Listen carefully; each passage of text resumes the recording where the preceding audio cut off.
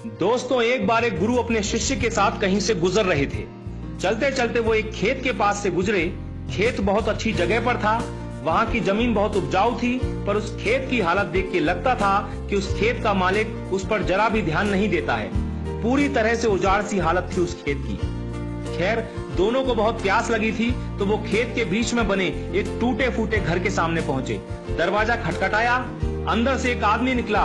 उसके साथ उसकी पत्नी और 3 बच्चे भी थे। सभी फटे पुराने कपड़े पहने हुए थे। गुरु ने पानी मांगा। उस आदमी ने उनको पानी पिलाया। फिर गुरु ने उससे पूछा कि भाई साहब, आपके पास इतना बड़ा खेत है, ना वहां पर कोई फसल है, ना फलों के कोई पेड़ हैं, आखिर आप अपना गुजारा करते कैसे हैं? आदमी ने जवाब दिया, जी हमारे पास एक भैंस है, वो काफी दूध देती है, उसको बेच के कुछ पैसे मिल जाते हैं और बचे दूध का सेवन करके हमारा गुजारा चल जाता है। चूंकि शाम काफी हो गई थी, तो गुरु और शिष्य ने रात को वहीं रुकने का तय कर लिया।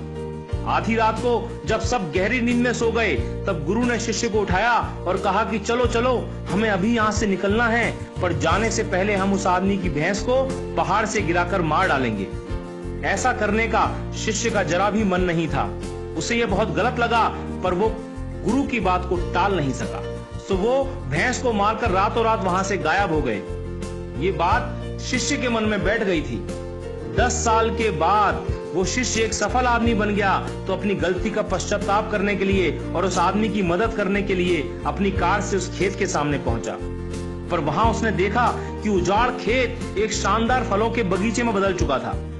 टूटे फूटे घर की जगह एक शानदार बंगला खड़ा था। जहां एक अकेली भैंस बंधी होती थी, वहां कई अच्छी नस्ल की गाय और भैंसें बंधी हुई थी। शिष्य ने सोचा कि शायद वो परिवार अपनी जमीन किसी को बेच के कहीं चला गया है, और ये सोचकर वो वापस लौटने लगा, तो उसे खेतों में वही 10 साल पहले वाला आदमी दिखाई दे गया।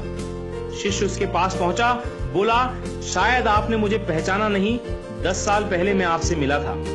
फिर वो आदमी बोला, नहीं नहीं, ऐसा नहीं है, मुझे याद है, आप और आपके गुरु आए थे। उस रात को तो मैं कभी भूल ही नहीं सकता। आप लोग बिना बताए चले गए, पर उस दिन न जाने कैसे हमारी भैंस पहाड़ से नीचे गिर के मर गई। कुछ दिन तो समझ ही नहीं आया कि क्या करें, पर जीने के लिए कुछ तो करना था, सो लकड़ी काट कर बेचने लगा। पैसे आए तो खेत में बुआई कर दी। फसल अच्छी हुई तो उसे बेच के फलों के बगीचे लगा दिए।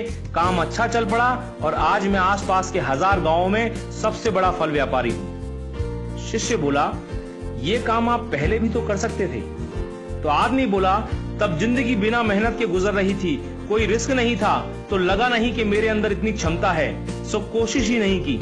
पर जब भैंस मर गई तो हाथ पांव मारने पड़े और फाइनली मैं यहां तक पहुंच गया।